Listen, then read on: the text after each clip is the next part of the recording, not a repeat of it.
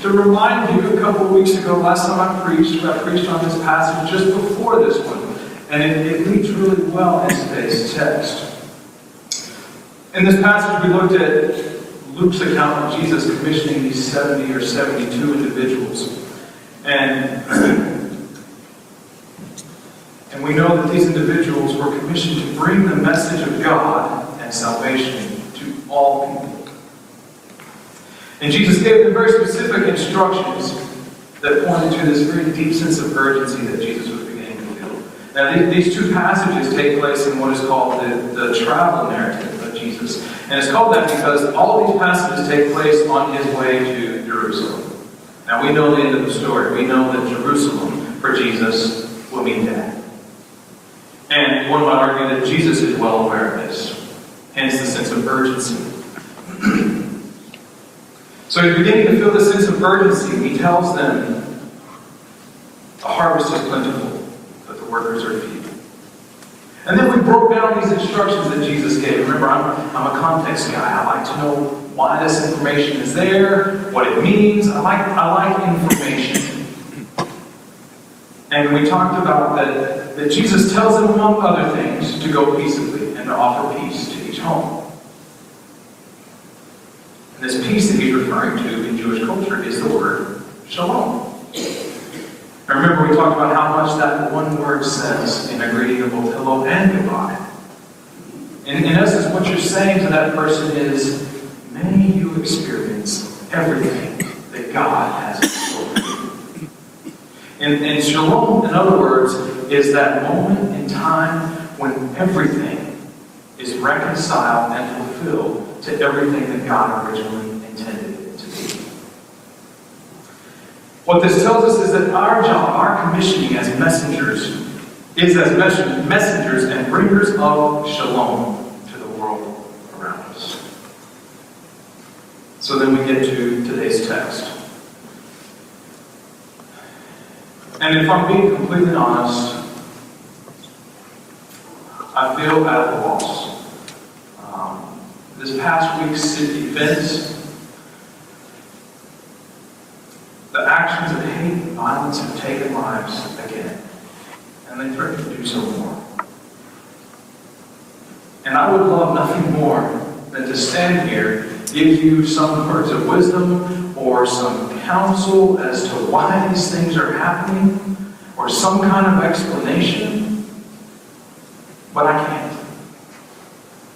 Because I'm still trying to work through this on my own. And to be honest, no part of my being can even comprehend the actions taken over the past week. But I want you to know that I do not stand here with all the answers. I hope you hear that. What I can say is that I've been praying for you all. Praying for our community, for our country, for the families of those affected. And I cover your prayers as we walk through this passage today. Because this is a tough sermon for me to preach.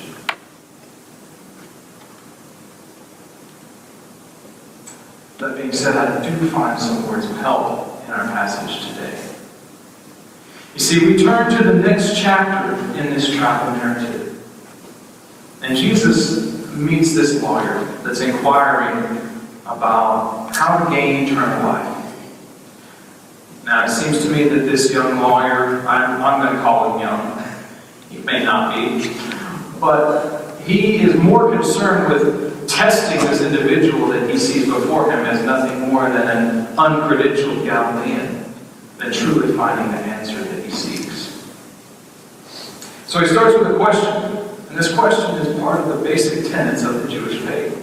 Something that all good, devout Jews are taught from an early age. And so he asks the question, what must I do to inherit eternal life? Give me the checklist that I need to work on so that I can assure my eternal life. Now, if I may speculate and read a bit of myself into this text, I think Jesus knows full well what's going on as this lawyer is attempting to engage him in this rabbinic debate. Because Jesus' shrewd response shows that he knows fully well, my goodness, I'm trying to get that word out, what is going on. And he responds, what did the scriptures say? Now, as I see this episode playing out in my mind, I picture Teddy from Fiddler on the Roof. As this lawyer folds his arms and leans back in his chair, the good book says. And he confidently quotes the Torah from Deuteronomy 6 and Leviticus 19. You shall love the Lord your God with all your heart, with all your soul, with all your strength, and with all your mind. And you should love your neighbor as yourself. But this is not good enough for the lawyer. He wants to probe just a little bit further. And so he again tests Jesus and says, well, who is my neighbor? And here's where it gets interesting. You see, rather than give him a straight answer, Jesus gives him this very edgy, very uncomfortable, very scandalous parable. Because that's what Jesus does. That's how Jesus operates. And in this parable, we meet a man that's traveling down the road from Jerusalem to Jericho. And we know that this particular 17-mile journey has been described as being desolate and rocky, and was believed by early historians to be infested with robbers. It was not an easy or safe passage, but nonetheless, we meet this man who decided, this is the day that I want to take this road. And of course, he's beaten and robbed and left for dead. Everything he had was taken, and he's left on the side of the road. As the story goes, a priest and a Levite both pass by and both cross to the other side. They don't just pass by, they cross to the clear other side of the street and pick up the pace to get by him. Now I'm going to pause for a minute, because I think these guys, just a little bit, not very much, but they kind of in a small way get a bad rap. You see, they were religious leaders. And Jesus' listeners, and more importantly, the lawyer that he's speaking to, would have been very familiar with Jewish law.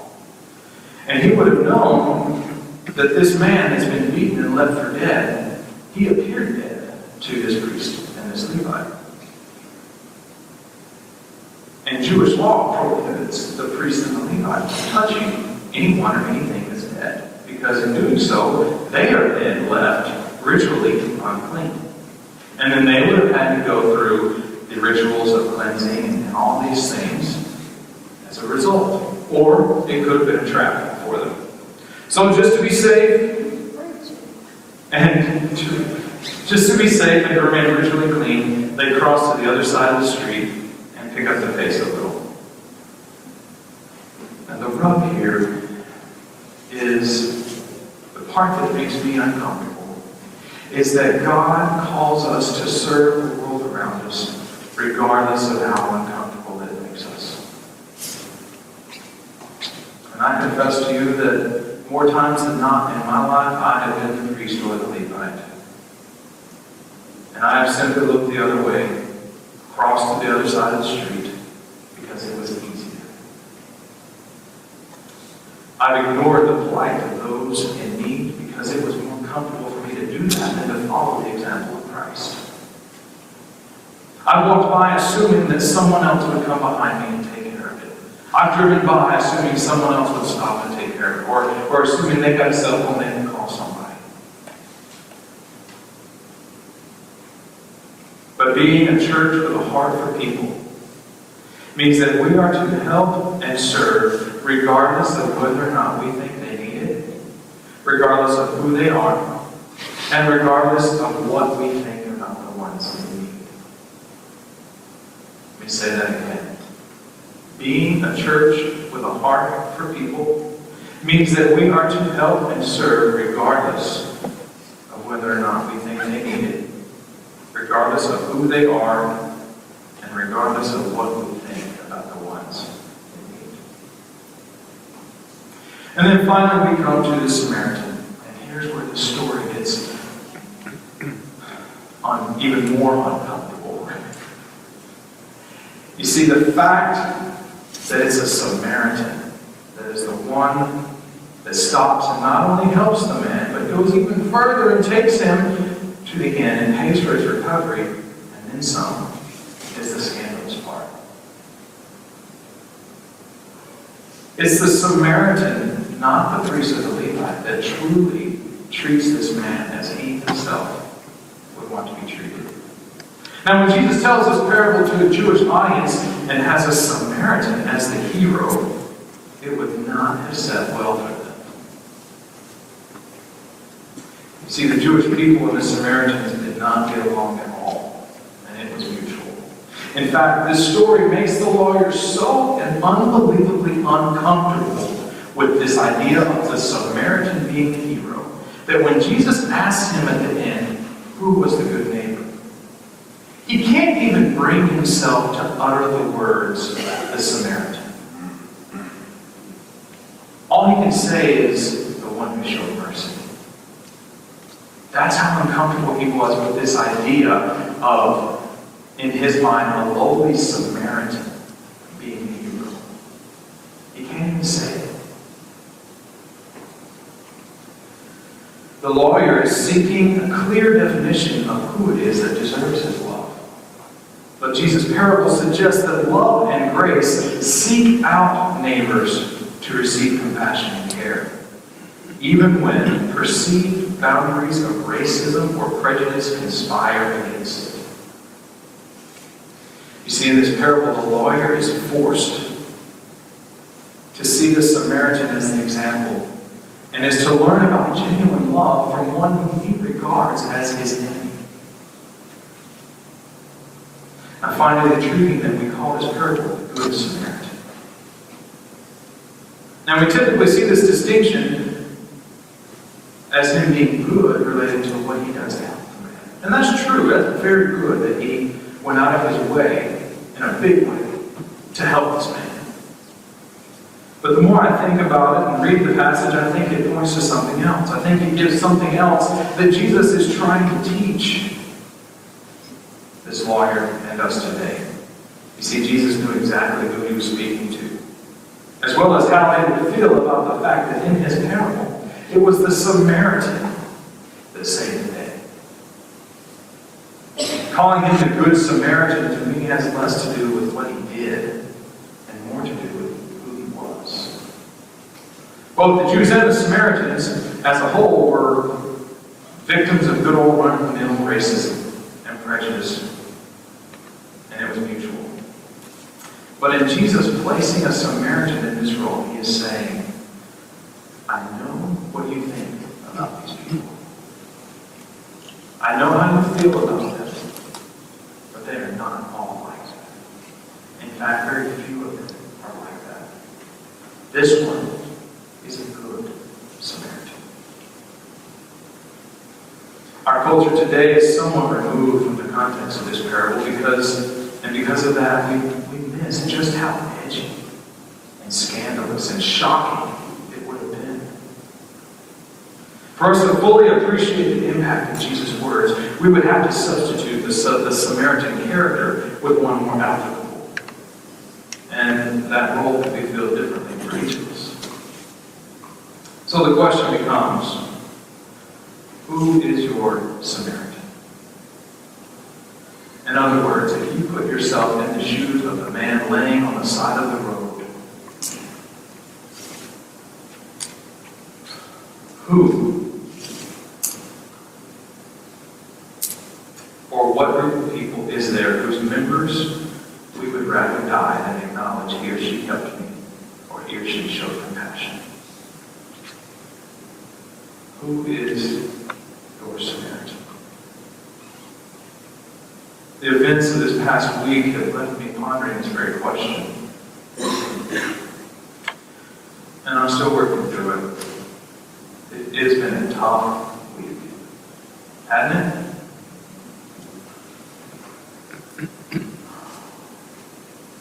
It grieves my soul that we as a society cannot move past our own fears and prejudices.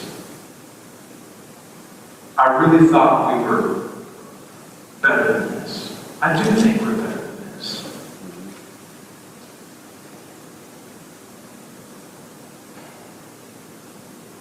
Thankfully, Grace does not expect us to be perfect. Grace does not expect us to have all this worked out when we leave here. But grace does require that we try. If we are truly to be a people of grace, we must try. So where do we go from here?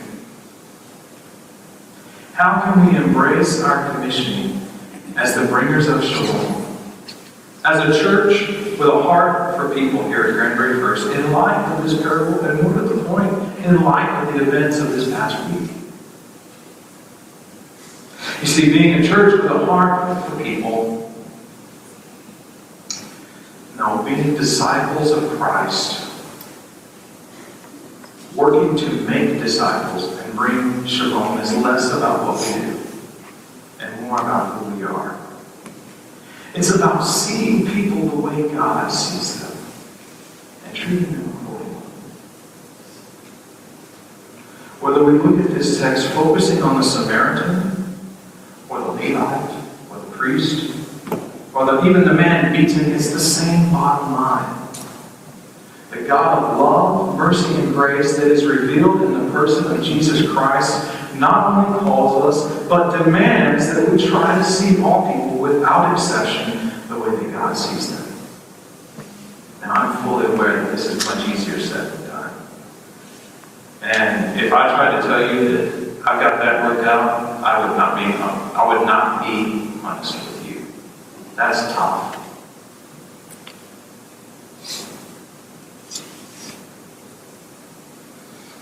And the reality is that many, many times, in fact, more times than not, we will fail miserably. But the fact remains, at the end of the day, we are all in this together.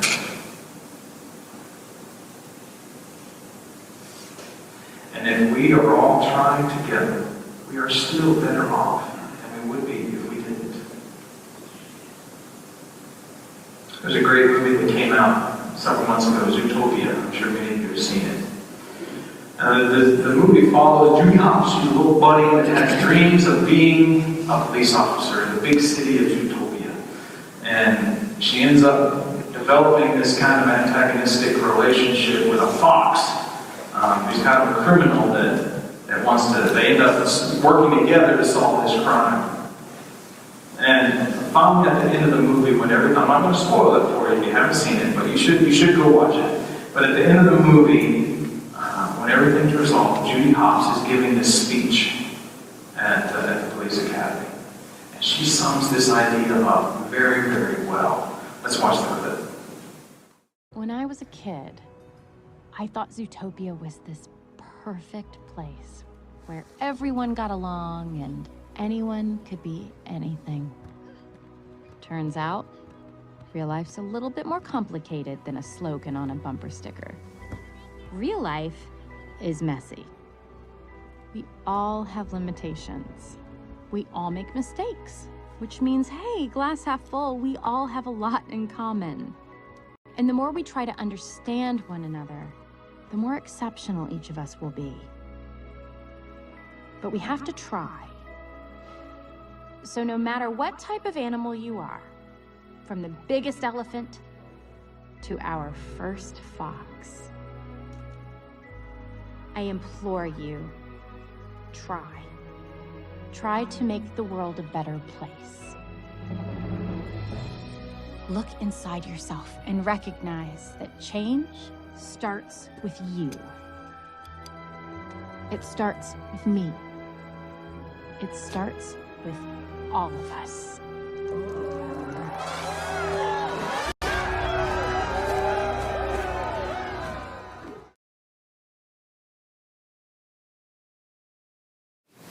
It starts with you. It starts with me.